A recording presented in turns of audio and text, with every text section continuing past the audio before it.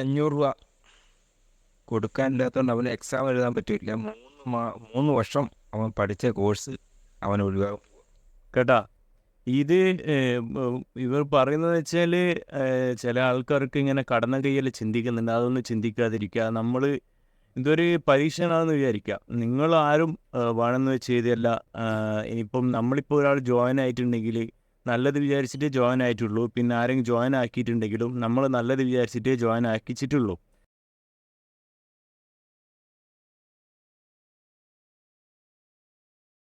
എന്ന് വെച്ച് കഴിഞ്ഞാൽ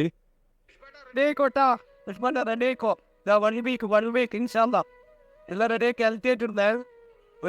ഒരു പോരാട്ടം തന്നെയാണ് പുഷ്പട്ട. പോരാട്ടം മനസ്സിൽ ഉറിച്ചിട്ടിട്ട് തന്നെ വരുന്നത് പുഷ്പട്ട. കണ്ടിരിക്കും, വിജയം കണ്ടിരിക്കും, കാണിച്ചിരിക്കും, എന്തടിച്ചിട്ട് കാണിച്ചിരിക്കും പുഷ്പട്ട. അതാണ് എൻ്റെ ലക്ഷ്യം. എൻ്റെ ലക്ഷ്യം എത്തിക്കും പുഷ്പട്ട. വിത്തിൻ 1 വീക്ക് റെഡി ആയിക്കോ. കണ്ട് ഇങ്ങനെ പുഷ്പട്ടനൊരു ലീഡറാണ്. അദ്ദേഹത്തിൻ്റെ അദ്ദേഹമല്ല വേറൊരാൾ പറഞ്ഞാണ്. പ്രിയ ഹൈറിക്ക് സുഹൃത്തുക്കളെ, ഞാൻ കുറേ ദിവസങ്ങളായി 500 രൂപ കൊടുക്കാനില്ലാത്തതുകൊണ്ട് അവന് എക്സാം എഴുതാൻ പറ്റില്ല. 3 വർഷം അവൻ പഠിച്ച കോഴ്സ് അവൻ ഒഴിവാകും. കേട്ടാ. ഇത് ഇവർ പറയുന്നത് വെച്ചാൽ ചില ആൾക്കാർക്ക് ഇങ്ങനെ കടന്ന കയ്യിൽ ചിന്തിക്കുന്നുണ്ട്. അതൊന്നും ചിന്തിക്കാതിരിക്കുക. നമ്മൾ ഇതൊരു പരീക്ഷണമാണെന്ന് വിചാരിക്കുക. നിങ്ങൾ ആരും വേണമെന്ന് വെച്ച് ചെയ്തല്ല. ഇനിയിപ്പം നമ്മളിപ്പോൾ ഒരാൾ ജോയിൻ ആയിട്ടുണ്ടെങ്കിൽ നല്ലത് വിചാരിച്ചിട്ടേ ജോയിൻ ആയിട്ടുള്ളൂ. പിന്നെ ആരെങ്കിലും ജോയിൻ ആക്കിയിട്ടുണ്ടെങ്കിലും നമ്മൾ നല്ലത് വിചാരിച്ചിട്ടേ ജോയിൻ ആക്കിച്ചിട്ടുള്ളൂ. അപ്പം അതൊരു തെറ്റായിട്ട് വരുന്നില്ല. ഓക്കെ. രണ്ടാമത്തെ കാര്യം എന്ന് പറഞ്ഞാൽ ഇന്നൊരു വെല്ലുവിളികളുണ്ടായിരുന്നു. ഐറിച്ച് നെഗറ്റീവ് വോളികളെ, അതേപോലെ തന്നെ ഐറിച്ചിൻ്റെ സപ്പോർട്ടേഴ്സിൻ്റെ കൂടിയിട്ട് അതിൻ്റെ കുറച്ച് കാര്യങ്ങൾ ഞാൻ നിങ്ങൾക്ക് ഇട്ടുതരികയാണ്. പിന്നെ ഇത് എന്ത് കാര്യം ഉണ്ടെങ്കിലും നിങ്ങൾ സ്വയം ചിന്തിച്ചിട്ട് മുന്നോട്ട് പോവുക. ഇത് ഫുള്ള് കൺഫ്യൂസ്ഡ് ആയിട്ടൊരു കേസാണ് ശരിക്കും പറഞ്ഞാൽ. പല ആൾക്കാരെ മൈൻഡ് തിരിച്ചു മറിച്ചിട്ടാണ് ഇട്ടിരിക്കുന്നത്. അപ്പോൾ ഇതാ, ഹായ് ലിജിത്ത് ഒറ്റ മിനിറ്റ് ഞാൻ തുടങ്ങുന്നുണ്ട് ഒരാളെ. ഇത് ചാലഞ്ചാണ്. ഹലോ, ആവശ്യനെ സ്നേഹിക്കുന്ന എൻ്റെ പ്രിയപ്പെട്ടവരെ, നമ്മൾ നസീറിൻ്റെ ആൻസറിൻ്റെയുള്ള കുഞ്ഞാട് ഇന്നലെ നമ്മളിട്ട വോയിസുകളൊക്കെ ഒരു വലാട്ടിനെ പട്ടിയെ പോലെ കൃത്യമായി അങ്ങ് എത്തിച്ചിട്ടുണ്ട് നസീർ. അത് അവിടെ പറ്റി തുടങ്ങിയിട്ടുണ്ട്. എന്തായാലും നസീറിൻ്റെ കൂലിപ്പണിക്കാരന് അഭിനന്ദനങ്ങൾ. ഓക്കെ. ഇത് കുഞ്ഞാടായിട്ട് ഈ ഗ്രൂപ്പിൽ തന്നെ തുടരണം കേട്ടോ. ഞങ്ങൾ പറയുന്ന നസീറിനെ കൊണ്ട് പറയുന്ന കാര്യങ്ങളൊക്കെ അവിടെ എത്തിക്കാൻ വേണ്ടിയിട്ട് ഒരു ചാരനായിട്ട് നീ ഈ ഗ്രൂപ്പിൽ തന്നെ ലെഫ്റ്റ് അടിച്ചൊന്നും പോവില്ലേ, ഈ ഗ്രൂപ്പിൽ തന്നെ ഉണ്ടാവണം. ഓക്കെ.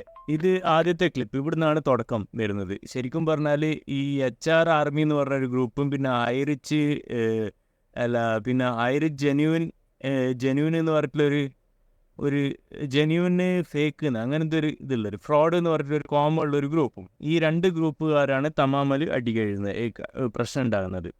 അപ്പം ഇത് ആദ്യത്തെ ഓഡിയോ ക്ലിപ്പ് കേട്ടു. അതവിടെ ആ ഗ്രൂപ്പിൽ പോയാരോ അവിടെ നിന്നുള്ള സംഭാഷണം ഇപ്പം വരാൻ പോകണം. പിന്നെ മെയിൻ ഒരു കാര്യം, 2 ഗ്രൂപ്പിലും മിക്സാണ് ആൾക്കാരുള്ളത്. അതിനെ എതിർക്കുന്നവരുണ്ട്, അതിനെ സപ്പോർട്ട് ചെയ്യുന്ന ആൾക്കാരുണ്ട്.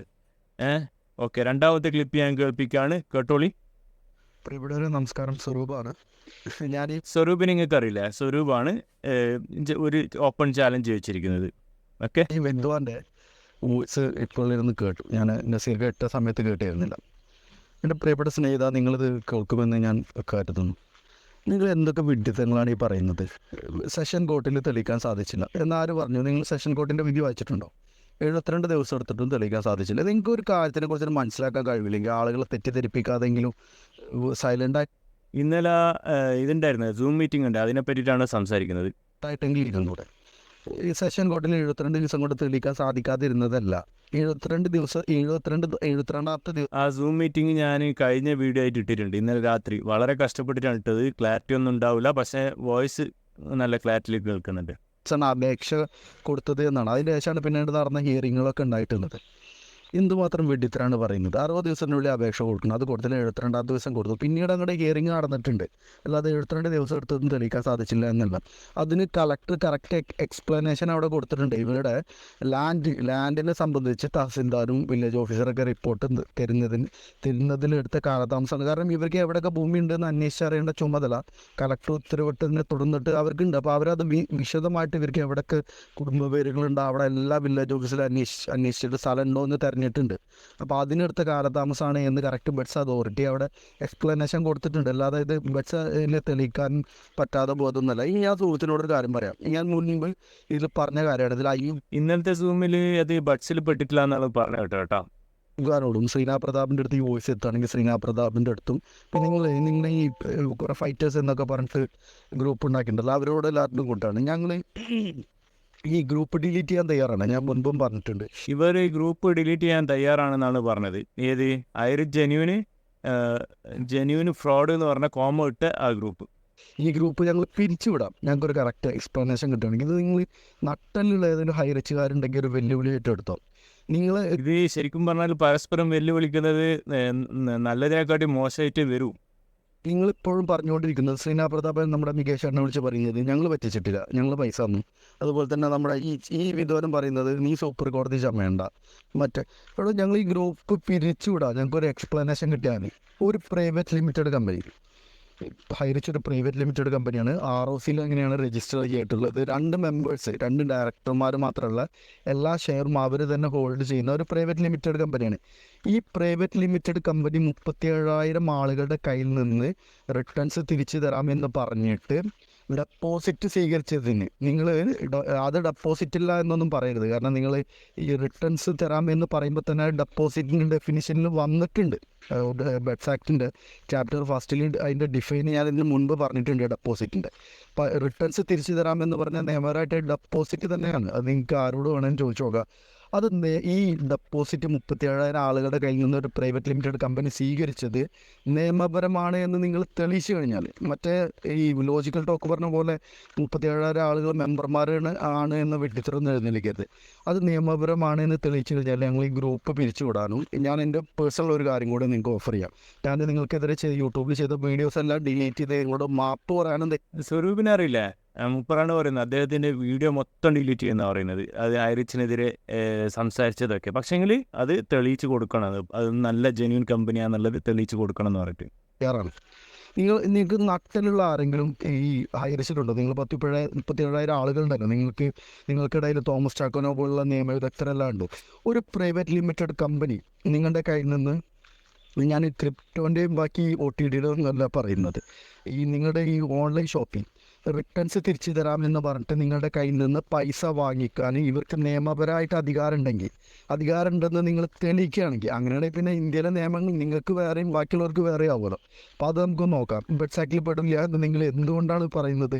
നിങ്ങൾ റിട്ടേൺസ്, ഒരു പ്രൈവറ്റ് ലിമിറ്റഡ് കമ്പനി റിട്ടേൺസ് തിരിച്ചു തരാമെന്ന് പറഞ്ഞിട്ട് ആളുകളുടെ കയ്യിൽ നിന്ന് എന്ത് പേരിട്ട് വിളിച്ചിട്ടും നിങ്ങളതിന് മത്തിക്കറി എന്ന് പേരിട്ട് വിളിച്ചിട്ടും പൈസ വാങ്ങിച്ചു കഴിഞ്ഞാൽ അത് ബഡ്സ് ആക്ടിൻ്റെ പരിധിയിൽ പെടും. അങ്ങനെയാണ് നിങ്ങൾ വഞ്ചിക്കപ്പെട്ടിട്ടുള്ളത്. നിങ്ങൾക്ക് പൈസ കിട്ടിയിരുന്നോ കിട്ടാത്തതോ ഒന്നും നിയമത്തിൻ്റെ കണ്ണിലൊരു പ്രശ്നമല്ല. ഒരു 2 ആൾക്കാർ ചേർന്ന് ഉപയോഗിച്ച് പ്രൈവറ്റ് കമ്പനി ആളുകളുടെ കയ്യിൽ നിന്ന് റിട്ടേൺസ് തിരിച്ചു തരാമെന്ന് പറഞ്ഞിട്ട് പൈസ കളക്ട് ചെയ്ത് കഴിഞ്ഞാൽ അത് ബഡ്സ് നിയമത്തിൻ്റെ പരിധിയിൽ പെടും. അല്ല എന്ന് നിങ്ങൾ തെളിയിച്ചു കഴിഞ്ഞാൽ, നിയമപരമായിട്ട് തെളിയിക്കണം. ഞങ്ങൾക്കിതാ ഈ ഒരു കമ്പനീസ് ആക്ടിൻ്റെ എത്രാമത്തെ പ്രൊവിഷൻ അല്ലെങ്കിൽ ഇത് വെച്ചിട്ട് ഇത്രാമത്തെ ചാപ്റ്റർ ഇത്രാമത്തെ ക്ലോസ് വെച്ചിട്ട് ഞങ്ങൾക്ക് ആളുകളുടെ കയ്യിൽ നിന്ന് പൈസ മേടിക്കാനുള്ള അധികാരമുണ്ട്, അല്ലെങ്കിൽ ഞങ്ങൾക്ക് സ്പെഷ്യൽ പെർമിഷൻ ആർമി തന്നിട്ടുണ്ട്. അങ്ങനെയൊന്നും കിട്ടില്ല. നമുക്കറിയാത്ത എന്തെങ്കിലും ഉണ്ടോയെന്ന് അറിയില്ലല്ലോ. നിങ്ങൾ തെളിയിക്കുകയാണെങ്കിൽ, ഞങ്ങൾ മേടിച്ച നിയമപരമാണെന്ന് തെളിയിക്കുകയാണെങ്കിൽ ഞങ്ങൾ ഈ ഗ്രൂപ്പ് ഡിലീറ്റ് ചെയ്ത് പോകാനും തയ്യാറാണ്.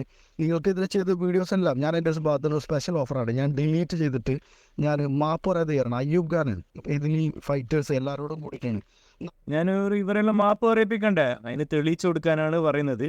നട്ടലുണ്ടെങ്കിൽ ഈ വെല്ലുവിളി ഏറ്റെടുക്കണം. നട്ടലുണ്ടെങ്കിൽ കുറേ കാലം നിങ്ങളെ കൂടിയിട്ട് ഞങ്ങൾ പറ്റിച്ചില്ല എന്ന് പറഞ്ഞിട്ട് ഒരു 2 ആളും കൂട്ട് പ്രൈവറ്റ് ലിമിറ്റഡ് കമ്പനി തുടങ്ങിയിട്ട് 37,000 ആളുകളുടെ കയ്യിൽ നിന്ന് ഡെപ്പോസിറ്റ് സ്വീകരിച്ചിട്ട് ഞങ്ങളാരും പറ്റിച്ചിട്ടില്ല വന്നല്ലേ. ഇവിടെ നിങ്ങൾക്ക് അധികാരമില്ല ആളുകളുടെ കയ്യിൽ നിന്ന് റിട്ടേൺസ് തിരിച്ചു തരാമെന്ന് പറഞ്ഞിട്ട് ഡെപ്പോസിറ്റ് സ്വീകരിക്കാൻ. അതിന് നിങ്ങൾ പർച്ചേസ് കൺസൈൻമെൻറ്റ് അഡ്വാൻസ് എന്ന് പേര് വെച്ചിട്ട് കാര്യമില്ല. റിട്ടേൺസ് തിരിച്ചു തരാമെന്ന് പറഞ്ഞു കഴിഞ്ഞാൽ അതിന് എന്ത് പേരിട്ട് വിളിച്ചാലും ഡെപ്പോസിറ്റായിട്ട് തന്നെ പരിഗണിക്കുന്നു. ഇങ്ങനെയുള്ള അനധികൃത നിക്ഷേപങ്ങൾ നിയന്ത്രിക്കുന്ന നിയമത്തിൻ്റെ ആദ്യത്തെ പാരഗ്രാഫിൽ തന്നെ പറയുന്നുണ്ട്, അവരെ എന്ത് പേരിട്ട് വിളിച്ചാലും അത് നിങ്ങൾക്കൊക്കെ വേണ്ടിയിട്ട് തന്നെ എഴുതി വെച്ചിരിക്കുകയാണ്. നിങ്ങളെ തട്ടിപ്പുകാർ വരുമെന്ന് മുൻകൂട്ടി കണ്ടിട്ട് തന്നെ എഴുതി വെച്ചിരിക്കുകയാണ്. അപ്പോൾ നിങ്ങൾ ഹൈറിച്ച് പ്രൈവറ്റ് ലിമിറ്റഡ് കമ്പനി പ്രതാപൻ്റെ പെണ്ണുമുള്ള ശ്രീനാ പ്രതാപനും ഡയറക്ടർമാരായിട്ടുള്ള 2 മെമ്പേഴ്സ് മാത്രമുള്ള ഈ പ്രൈവറ്റ് ലിമിറ്റഡ് കമ്പനി 37,000 ആളുകളുടെ കയ്യിൽ നിന്ന് റിട്ടേൺസ് തിരിച്ചു തരാമെന്ന് പറഞ്ഞിട്ട് ഡെപ്പോസിറ്റ് സ്വീകരിച്ചത് നിയമപരമാണ് എന്ന് തെളിയിച്ചു കഴിഞ്ഞാൽ ഞങ്ങൾ ഈ ഗ്രൂപ്പ് ഡിലീറ്റ് ചെയ്തോളാം. ഇതൊരു വെല്ലുവിളിയായിട്ട് ഏറ്റെടുത്തിട്ട് മറുപടി പറയാൻ ഫൈറ്റേഴ്സിൽ ആരെങ്കിലും ഉണ്ടെങ്കിൽ ഞാൻ വെല്ലുവിളിക്കുകയാണ്. ഞങ്ങൾ ഇന്ന് ഈ ഗ്രൂപ്പ് ഡിലീറ്റ് ചെയ്യും. നിങ്ങൾ ഇനി ആരെങ്കിലും ഇവരെ വെല്ലുവിളിക്ക് ഉത്തരം കൊടുക്കാൻ തയ്യാറായിനോ നോക്കാലോ. ഒന്ന് കിട്ടിയിട്ടുണ്ട്, അത് ഞാൻ അയച്ചുതരാം കേട്ടോ. Okay, ready, 1 2 3. ഇവിടുത്തെ സ്വരൂപിന് ഒരു മറുപടിയായിട്ടാണ് ഞാൻ ഇപ്പോൾ വന്നിരിക്കുന്നത്. ഇവിടുത്തെ ആളുകളെല്ലാം നിക്ഷേപിക്കാൻ വേണ്ടി വന്ന് സ്ഥലമില്ലാതെ നിക്ഷേപിക്കാൻ വേണ്ടി ഇവിടെ ഹൈറിച്ച് നോക്കിയാണെന്ന് നിക്ഷേപിച്ചതല്ല. ഇവിടെ ജനത്തിന് വരുമാന മാർഗം സൃഷ്ടിക്കാൻ വേണ്ടി ആണ് ഈ പ്രസ്ഥാനത്തിലേക്ക് വന്നത്. വരുമാന മാർഗം ഉണ്ടാക്കുകയും അതല്ല അതിൽ നിന്നുള്ള ലാഭം ഉണ്ടാക്കുകയും ഇത് ചിന്തിക്കുന്നത് രണ്ടും രണ്ടാണ്. വരുമാന മാർഗം എന്ന് പറയുന്നത് ഒരാൾക്ക് ഒരു പ്രവൃത്തി ചെയ്യാൻ, അതിലേക്ക് വ്യക്തികളെ സ്ലീപ്പിംഗ് പാർട്ട്ണർ എന്നുള്ള ശൈലിയിൽ ഇന്ന് ബിസിനസ് തുടങ്ങാൻ എല്ലാവർക്കും ഇന്ത്യയിൽ നിയമമുണ്ട്. ആ കാര്യം അപ്പം എനിക്കൊരു ഡൗട്ട്, ഇത് നമ്മളൊക്കെ സ്ലീപ്പിംഗ് പാർട്ട്ണറാണോ? നമുക്കൊരു എഗ്രിമെൻറ്റും കാര്യങ്ങളും തന്നിട്ടില്ലല്ലോ. സ്വരൂപൊക്കെ മനഃപൂർവ്വം മറന്നു കളയാണ്. അതിനു വേണ്ടി കമ്പനി മേടിച്ചിരിക്കുന്നത് അവരുടെ കമ്പനിയുടെ പ്രോജക്ട്സിലേക്ക് കമ്പനിയിലേക്ക് കാശ് പോയിരിക്കുന്നതെങ്കിൽ അന്ന് അവർക്ക് തിരിച്ചു വാങ്ങുന്നത് അതിൻ്റെ സൂപ്പർ മാർക്കറ്റിൽ നിന്ന് ഉൽപ്പന്നങ്ങൾ വാങ്ങിക്കൊണ്ട് അതിൻ്റെ റെഡീം ചെയ്തുകൊണ്ടാണ്. പക്ഷേ സൂപ്പർ മാർക്കറ്റിൽ അത്രക്കായിരം ബിസിനസ് ഉണ്ടോ?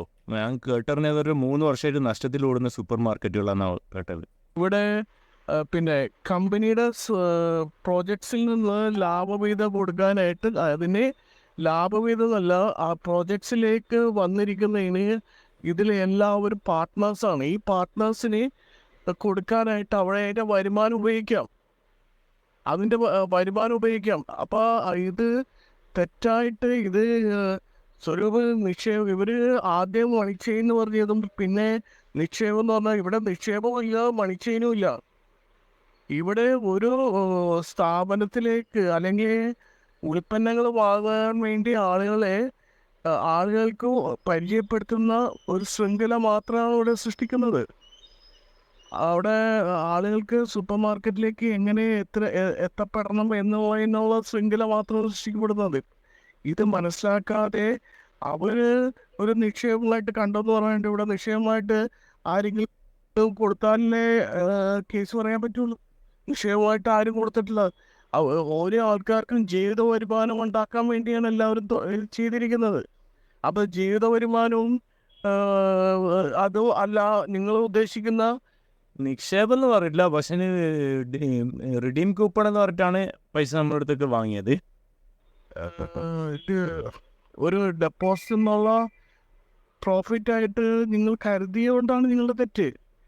ഇവിടെ ജീവിതത്തിലേക്ക് അവർക്കൊരു പ്രവൃത്തി ചെയ്യാനായിട്ടുള്ള അവസരമുണ്ട്. ആ അവസരത്തിലാണ്, അല്ലാതെ വെറുതെ ഇരുന്ന് കാശ് മേടിക്കുന്ന ഒരു സിസ്റ്റമായിട്ട് നിങ്ങൾ കരുതി. ഇതിനൊരു മറുപടി ഇപ്പം വരുന്നുണ്ട് കേട്ടോ. അതായത് തെറ്റി നിങ്ങളുടെ നിങ്ങളുടെ മൂഢമായ ഒരു സ്വർഗത്തിൽ നിന്നുകൊണ്ട് നിങ്ങൾ ഇതിനെ ചിത്രീകരിച്ചുകൊണ്ടാണ് നിങ്ങൾക്ക് പറ്റിയത്. നിങ്ങളുടെ തെറ്റുകൾ നിങ്ങൾ മനസ്സിലാക്കുക. ഓക്കെ, പ്രിയപ്പെട്ടവരെ നമസ്കാരം, സ്വരൂപാണ് നമ്മുടെ. അതിന് അവർ കൊടുത്ത ഉത്തരത്തിന് ചോദ്യമായിട്ട് ഉത്തരമായിട്ട് സ്വരൂപ് വീണ്ടും വന്നിരിക്കുകയാണ്. തേജൽ എസ് ഫിനിഷ് ബൈ അങ്ങനെ ആളുടെ തോൽവി സമ്മതിച്ചിരിക്കുകയാണെന്ന് തോന്നുന്നു.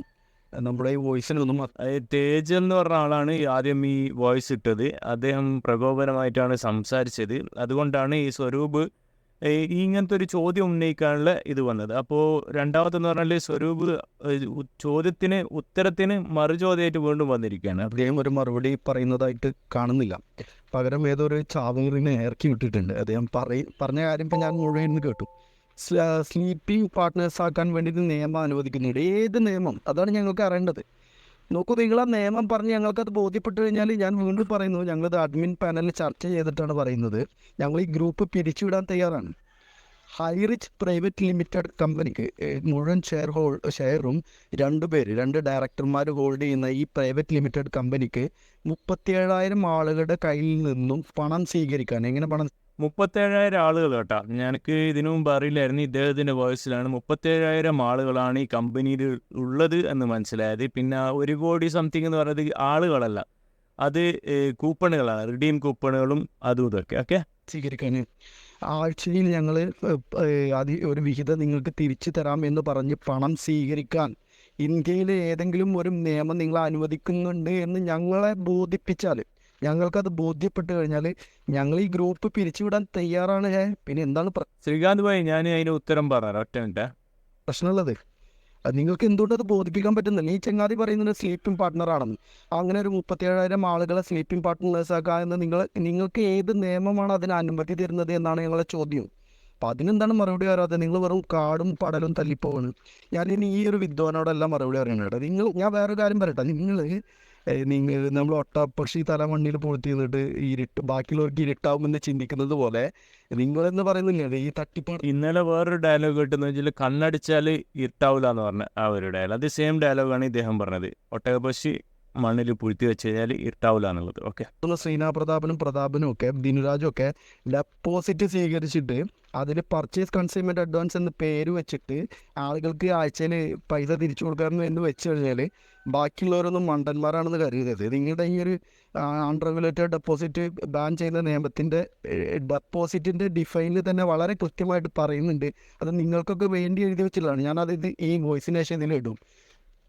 എന്ത് പേര് വെച്ചിട്ട് പൈസ വാങ്ങിച്ചു കഴിഞ്ഞാലും ഡെപ്പോസിറ്റ് എന്നോ ലോണെന്നോ വേറെ എന്ത് മുന്തിരിയെന്നോ എന്ത് പേര് വെച്ച് വാങ്ങിച്ചു കഴിഞ്ഞാലും ഒരു സ്പെസിഫിക് പീരീഡിൽ ഞങ്ങൾ പൈസ തിരിച്ചു തരാമെന്ന് പറഞ്ഞ് വാങ്ങിക്കുന്ന പൈസ അത് റിസർവ് ബാങ്ക് അനുമതി കൊടുക്കാത്ത, ഡെപ്പോസിറ്റിന് അനുമതി കൊടുക്കാത്ത സ്ഥാപനമാണെങ്കിൽ അൺറെഗുലേറ്റഡ് ഡെപ്പോസിറ്റായിട്ട് തന്നെ പരിഗണിക്കുമെന്ന് ബെറ്റ്സ് ആക്ടിൻ്റെ ആദ്യത്തെ ചാപ്റ്ററിൽ തന്നെ പറയുന്നുണ്ട്. ഞാനത് മുൻപ് എൻ്റെ വീഡിയോയിലൊക്കെ പറഞ്ഞതാണ്. അപ്പോൾ നിങ്ങൾ ഡെപ്പോസിറ്റ് അല്ല എന്ന് നിങ്ങൾ വെറുതെ പറഞ്ഞ ആശ്വാസം കൊള്ളാമെന്നല്ലാതെ നിയമത്തിൻ്റെ കണ്ണിൽ ഇത് ഡെപ്പോസിറ്റാണ്. അതായത് നിങ്ങൾ പറയുന്നില്ലേ ആഴ്ചയിൽ പൈസ തിരിച്ചു തരാമെന്ന് പറയുന്നില്ലേ, അല്ലാതെ വെറുതെ മേടിച്ചുകൊണ്ടുപോലല്ലോ ചെയ്യുന്നത്. നിങ്ങൾ ഇത് റെഡീം ചെയ്തെടുക്കാമെന്ന് പറഞ്ഞിട്ടാണോ ഇത്രയധികം പൈസ ഡെപ്പോസിറ്റായിട്ട് വാങ്ങിക്കുന്നത്? അല്ല, റിഡീം ചെയ്യാൻ പറ്റുന്നില്ലല്ലോ ഇത് നമ്മൾ ആ കൂപ്പൺ വെച്ചിട്ട്. അല്ലെങ്കിൽ ബാക്കി കൂടെ പൈസ തന്നിട്ട് നിങ്ങൾ പലചരക്ക് സാധനം കച്ചവടം ചെയ്യാമെന്ന് പറഞ്ഞിട്ടാണോ നിങ്ങൾ പൈസ വാങ്ങിക്കുന്നത്? അല്ലല്ലോ, നിങ്ങൾ ആഴ്ച തരാമെന്ന് പറഞ്ഞിട്ടാണ് പൈസ വാങ്ങിക്കുന്നത് അല്ലേ? അങ്ങനെയല്ലേ ഇത്രയധികം ആളുകൾ, നിരപരാധികളായ ഒരുപാട് പേര് ഇതിൽ വന്ന് പെട്ടത്. അപ്പോൾ അത് ഡെപ്പോസിറ്റിൻ്റെ പരിധിയിൽ വരും. നിങ്ങൾ അങ്ങനെ അവകാശപ്പെട്ടാൽ തന്നെ അത് ഡെപ്പോസിറ്റിൻ്റെ പരിധിയിൽ വരും. നിങ്ങൾ ഒരു പ്രൈവറ്റ് ലിമിറ്റഡ് കമ്പനി ആയതുകൊണ്ടോ ഇന്ത്യയിൽ it is a strictly prohibited for accepting deposit from the public. ഈ ഒരു നമ്മുടെ പ്രൈവറ്റ് ലിമിറ്റഡ് കമ്പനിക്ക് ഹൈറിച്ച് പ്രൈവറ്റ് ലിമിറ്റഡ് കമ്പനിയാണെന്ന കാര്യത്തിൽ നിങ്ങൾക്ക് തർക്കമില്ലല്ലോ. ഞാൻ ROC രേഖ ഒന്നും ഇടേണ്ട ആവശ്യമില്ലല്ലോ. അപ്പോൾ ഒരു പ്രൈവറ്റ് ലിമിറ്റഡ് കമ്പനി പബ്ലിക്കിൻ്റെ കയ്യിൽ നിന്ന് ഡെപ്പോസിറ്റ് നിങ്ങളതിന് ആഴ്ചയിൽ പൈസ തിരിച്ചു കൊടുക്കാമെന്ന് പറഞ്ഞ് സ്വീകരിച്ചതുകൊണ്ട് ഇത് ബെറ്റ്സ് ആക്ടിൻ്റെ നഗ്നമായ ലംഘനമാണ്. ഒരു പ്രൈവറ്റ് ലിമിറ്റഡ് കമ്പനി ആളുകളുടെ കയ്യിൽ നിന്ന് പൈസ സ്വീകരിച്ചത്. ഞാനിത് പറയുന്നത് എന്തിനാന്ന് വെച്ചാൽ ഈ ഒരു വോയിസ് ഇട്ട വിദ്വാനൊന്നും മാറുമെന്നൊന്നും എനിക്ക് പ്രതീക്ഷയില്ല. പക്ഷേ ഇത് കേൾക്കുന്ന സാധാരണക്കാർ ഹൈറിച്ചിന് പൈസ പോയെങ്കിൽ ഇനിയെങ്കിലും ഇതുപോലുള്ള പ്രതാപന്മാർ വന്നിട്ട് നമ്മുടെ ഇത് ജയിലിൽ നിന്ന് ഇറങ്ങി വന്നിട്ട് ഞാൻ ഒരു പ്രൈവറ്റ് ലിമിറ്റഡ് കമ്പനി പ്രതാപനല്ല, പ്രതാപന്മാർ ഇങ്ങനെ പലരും വരുന്നാണ് പറഞ്ഞത് കേട്ടോ. രൂപീകരിച്ചിട്ട് ആളുകളുടെ കയ്യിൽ നിന്ന് ഡെപ്പോസിറ്റ് വാങ്ങിക്കുകയാണെങ്കിൽ അത് ഇല്ലീഗലാണെന്ന് മനസ്സിലാക്കാൻ വേണ്ടിയിട്ടാണ് പറഞ്ഞത്. അല്ലാതെ ഈ ഒരു തേജലോ അല്ലെങ്കിൽ മറ്റുള്ള നമ്മുടെ അമ്പലി മേടമൊന്നും നന്നാവുന്നൊന്നും ഒരു പ്രതീക്ഷ എനിക്കില്ല. പക്ഷെ ഇതിൽ ഒരുപാട് നിരാലംബരായ നിരപരാധികൾ വിട്ടുപോയിട്ടുണ്ട്. അവർ ഇതിനെക്കുറിച്ചൊന്നും അറിവില്ലാത്ത ആളുകൾ. ഉള്ളവരോടാണ് പറയുന്നത്. ഞാൻ റിസർവ് ബാങ്ക് അപ്രൂവ്ഡായ ഡെപ്പോസിറ്റ് സ്വീകരിക്കാൻ ഇന്ത്യയിൽ പറ്റുന്ന 4 സ്ഥാപനങ്ങൾ ഇതിന് ശേഷം ഇടാം. അതിനുശേഷം ഡെപ്പോസിറ്റിൻ്റെ ഡിഫൈനും ഇതിലിടാം. ഇവർ പറ്റിക്കുകയാണ്. അങ്ങനെ ഈ ഹൈറിച്ചിൻ്റെ കാര്യത്തിൽ മാത്രമല്ല, ഒരു പ്രൈവറ്റ് ലിമിറ്റഡ് കമ്പനിക്കും, ഞാൻ വീണ്ടും പറയുന്ന ഒരു പ്രൈവറ്റ് ലിമിറ്റഡ് കമ്പനിക്കും ആളുകളുടെ കയ്യിൽ നിന്ന് ഡെപ്പോസിറ്റ് സ്വീകരിക്കാനുള്ള പബ്ലിക്കിൻ്റെ കയ്യിൽ നിന്നുള്ള അനുമതിയില്ല. ഇപ്പോൾ നമ്മുടെ ലോജിക്കൽ ടോക്ക് ദിൽബറാണൊക്കെ വന്നിട്ടുണ്ടായിരുന്നു മെമ്പേഴ്സിൻ്റെ കയ്യിൽ നിന്ന് വാങ്ങാമെന്ന് പറഞ്ഞിട്ട്. ഒരു പ്രൈവറ്റ് ലിമിറ്റഡ് കമ്പനിയിൽ മാക്സിമം നമ്പർ ഓഫ് മെമ്പേഴ്സ് 16 ഡയറക്ടർമാരടക്കം 200 പേരാണ്. അത് എങ്ങനെ വെള്ളപ്പേപ്പറിൽ എഴുതി കൂട്ടിയാൽ പോരാ, ROCയുടെ രേഖകളിൽ വേണം 200 പേരാണ് എന്നുള്ളത്. ഇതിൽ ROCയുടെ രേഖകളിൽ എത്ര ആളുണ്ട്? 2 പേരാണുള്ളത്. ഇപ്പോൾ ഇറ്റ് ഈസ് എ ക്ലിയർ. ഇതിന് വേറൊരു ഡൗട്ടിൻ്റെ ആവശ്യമില്ല. ഞാനത് പലതവണ ആലോചിച്ചുള്ള ഇവരെന്താണ് ഈ കോടതിയിൽ പോയിട്ട് പറയുന്നത്? ഇതൊരു പ്രൈവറ്റ് ലിമിറ്റഡ് കമ്പനിയാണ്. ക്ലിയർ അല്ല? ഹൈറിച്ച് പ്രൈവറ്റ് ലിമിറ്റഡ് കമ്പനിയാണ്. ഇന്ത്യയിൽ കർശനമായിട്ട് നിരോധിച്ചിട്ടുള്ളതാണ് ഡെപ്പോസിറ്റ് സ്വീകരിക്കുന്നത്. പ്രൈവറ്റ് ലിമിറ്റഡ് കമ്പനി പബ്ലിക്കിൻ്റെ കയ്യിൽ നിന്ന്, പൊതുജനങ്ങളുടെ കയ്യിൽ നിന്ന് ഡെപ്പോസിറ്റ് സ്വീകരിക്കുന്നത് കർശനമായിട്ട് നിരോധിച്ചിട്ടുള്ളതാണ്. ഡെപ്പോസിറ്റിൻ്റെ പരിധിയിൽ നിങ്ങൾ എന്ത് പേരിട്ട് വിളിച്ചാലും, ലോണെന്നോ അഡ്വാൻസ് എന്നോ വേറെ കുണ്ടെന്നോ കുടച്ചക്രമെന്നോ എന്ത് പേരിട്ട് വിളിച്ചാലും ആഴ്ചയിലോ മാസത്തിലോ നിങ്ങൾക്ക് തിരിച്ച് റിട്ടേൺസ് തരാം എന്ന് പറഞ്ഞാൽ അത് ഡെപ്പോസിറ്റിൻ്റെ പരിധിയിൽ വരും. അത് ഇവർ പ്രൈവറ്റ് ലിമിറ്റഡ് കമ്പനി ആയതുകൊണ്ട് അത് അൺറെഗുലേറ്റഡ് ഡെപ്പോസിറ്റാണ്, നിയന്ത്രണങ്ങൾ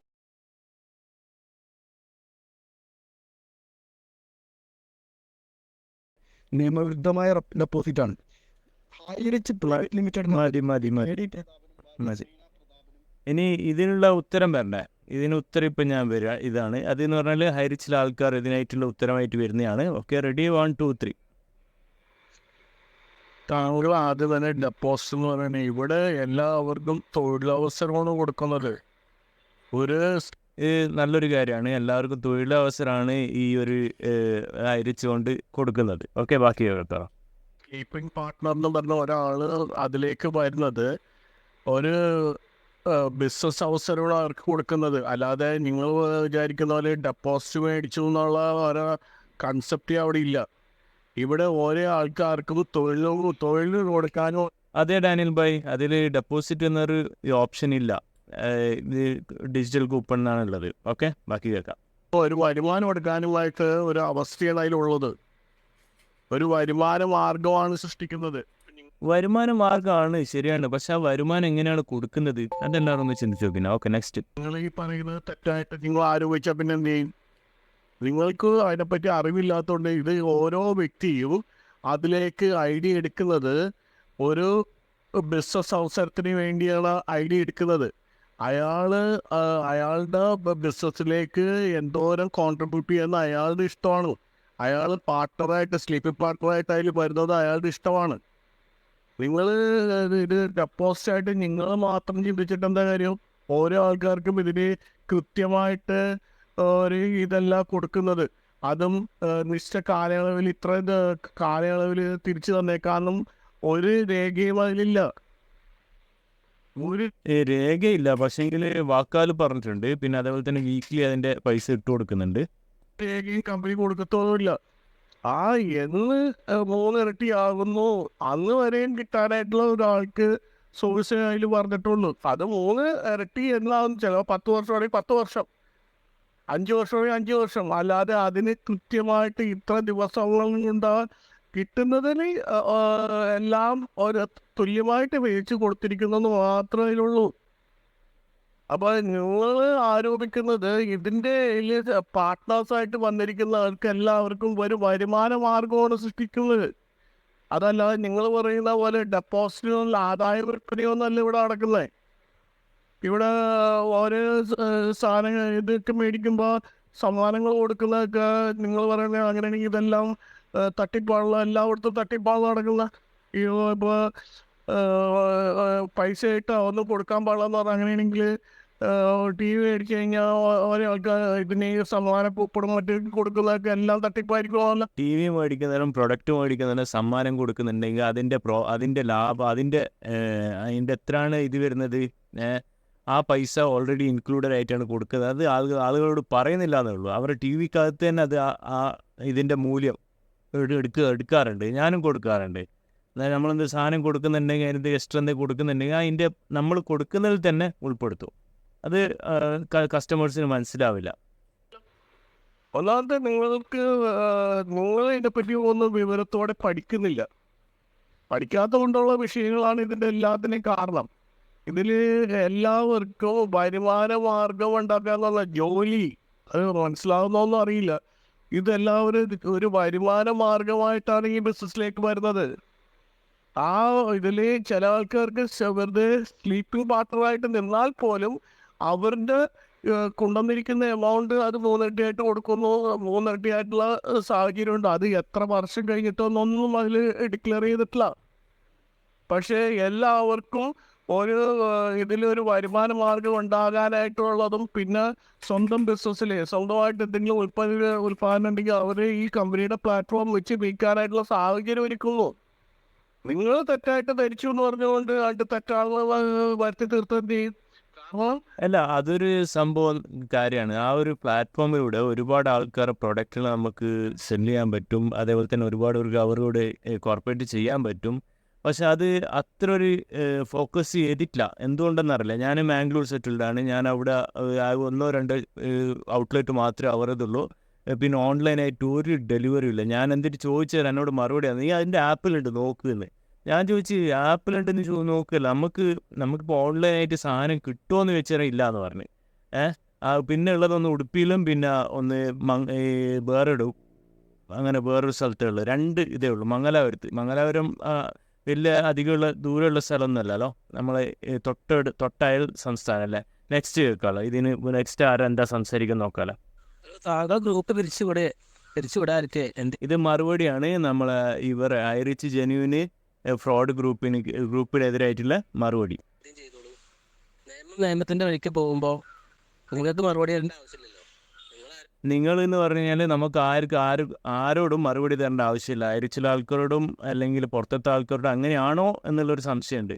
ഇത് ജനങ്ങൾ ഇൻവോൾവ് ആയിട്ടുള്ള ഒരു കേസാണ്. എന്ത് പറഞ്ഞാലും തുറന്നു പറയുന്നതിന് തെറ്റില്ല. തുറന്നു പറയുകയാണ് നല്ലത്. പിന്നെ വിധി വരുന്നത് കോടതിയിൽ നിന്ന് തന്നെയാണ്. അതിലൊരു സംശയമില്ല. ഇപ്പോൾ ഇതുവരെ വിധി വന്നതും കോടതിയിൽ നിന്ന് തന്നെയാണ്. പക്ഷെ എന്നാലും സത്യാവസ്ഥ എല്ലാവർക്കും അറിയണം. പിന്നെ അതേപോലെ തന്നെ ഡാനിയൽ ഭായ് പറയുന്നത് എല്ലാവർക്കും വരുമാനം കിട്ടണം. അത് ശരിയാണ്, എല്ലാവർക്കും വരുമാനം കിട്ടണം. എന്നാലും മാത്രമേ സർക്കുലേഷൻ നമുക്ക് എല്ലാവർക്കും ഉപകാരം ഉണ്ടാവും. ഇന്ത്യ എന്ന് പറഞ്ഞത് വലിയൊരു മാർക്കറ്റാണ്. ആ മാർക്കറ്റിന് എല്ലാവരും ഉപയോഗിക്കുന്നില്ല ശരിക്കും എന്നുള്ളതും ശരിയാണ്. പ്രത്യേകിച്ച് മലയാളികൾ കേരളം വിട്ടിട്ട് വിദേശത്തേക്ക് ഓടുകയാണ്.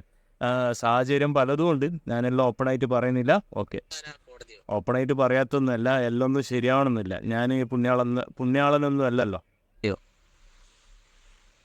കോടതിയിൽ കേസ് നടത്തുമ്പോൾ പുറത്ത് ഒരു വ്യക്തി വന്നിട്ട് നിങ്ങളെ തെളിയിക്കൂ എൻ്റെ മുന്നിൽ തെളിയിക്കൂ പറഞ്ഞാൽ കോടപ്പുറത്തെ ആളുകൾ മുന്നിൽ തെളിയിക്കേണ്ട കാര്യമൊന്നുമില്ലല്ലോ. കോടതിൻ്റെ മുന്നിൽ തെളിയിക്കാൻ അല്ല, നെഗറ്റീവ് ആൾക്കാരുടെ മുമ്പിൽ തെളിയിക്കേണ്ട ആവശ്യമില്ല. പക്ഷെ നമ്മൾ ഐറിച്ചുള്ള ആൾക്കാരുടെ മുമ്പിലെങ്കിലും തെളിയിക്കാമായിരുന്നു. അതൊരു തെറ്റല്ല. ചോദിച്ചതൊരു തെറ്റല്ല. നമ്മൾ ചോദ്യങ്ങൾ ചോദിക്കുന്നതിന് അതിന് ഉത്തരം പറയുന്നതിന് ഒരു മോശമായിട്ട് തോന്നിയിട്ടില്ല. വെറുതെ ഈ ആവശ്യമില്ലാത്ത കാര്യങ്ങളൊക്കെ പരിശോധിച്ചാൽ.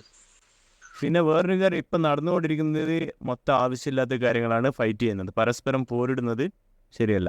അയാളെ എന്താ പറയുക, ഈ വോയിസ് ഇട്ട ആളെ പ്രകോപിപ്പിക്കണ്ട. അവർക്കൊരു തൊഴിലാണ്. നമ്മളെ കാശാണ് അവിടെ കിടക്കുന്നത്. നമ്മളെടുക്കാൻ കോടതിൻ്റെ മുന്നിൽ നമുക്ക് വഴിയുള്ളൂ. അല്ലാതെ ഇമാരപ്പം കൂടി വോയിസിനും അതിന് മറുപടിയും അയാൾ പറഞ്ഞ ചോദ്യത്തിനൊക്കെ ഉത്തരം കൊടുക്കുകയാണെങ്കിൽ അതിൻ്റെ ആവശ്യമില്ലേ, അവിടെ കിടന്നോട്ടെ. എന്തിനായിട്ട് ആവശ്യം? അവരുടെ കേസിൽ നമുക്ക് മറുപടി കൊടുത്തത് അവർ ചെയ്യുന്ന കാര്യങ്ങൾ ചെയ്തോട്ടെ, നമുക്കൊന്നും ചെയ്യേണ്ട. ഒരു ചോദ്യം ചോദിച്ച് ചവറ് കേസായെന്നാണ് പറയുന്നത്. അവരിപ്പോൾ അത് 4 ആളുകളൊക്കെ കൂട്ടി വന്നാണ്ട് ഒരാളെ കുത്തിക്കൊന്നു. നമുക്ക് എന്താ ചെയ്യുക? അല്ലെങ്കിൽ വേറെ എന്തെല്ലാം പ്രശ്നങ്ങൾ ഉണ്ടാക്കാൻ അത് ചെയ്യാൻ കഴിയുന്ന ആളുകളല്ലേ, അവർ ചെയ്തോട്ടെ. നമ്മൾ വഴി നമ്മൾ നോക്കിയോർത്തിക്കുക. അവരിൽ നിന്നല്ല, ആരായാലും നമ്മളെ പൈസയൊക്കെ ബുദ്ധിമുട്ടി കുടുങ്ങിയിട്ടാണുള്ളത്. അങ്ങനെ പലരും പല ആക്ഷനുകൾ എടുക്കും. അതൊന്നും എടുക്കാതിരിക്കട്ടെ എന്നുള്ളൊരു പ്രാർത്ഥന മാത്രമേ ഉള്ളൂ. ആരും അങ്ങനെ ഒരു കടന്ന കൈയൊന്നും ചിന്തിക്കാതിരിക്കാവൂ. യാതൊരുവിധ ഇതും കൂടി വെറുതെ നിയമം പഠിപ്പിച്ചിട്ടും ആർക്കാണ് അധികാരം തന്നത് കാശ് വാങ്ങാൻ, അതൊക്കെ കോടതിയിൽ പറഞ്ഞ് തെളിയിച്ചാൽ മതിയല്ലോ.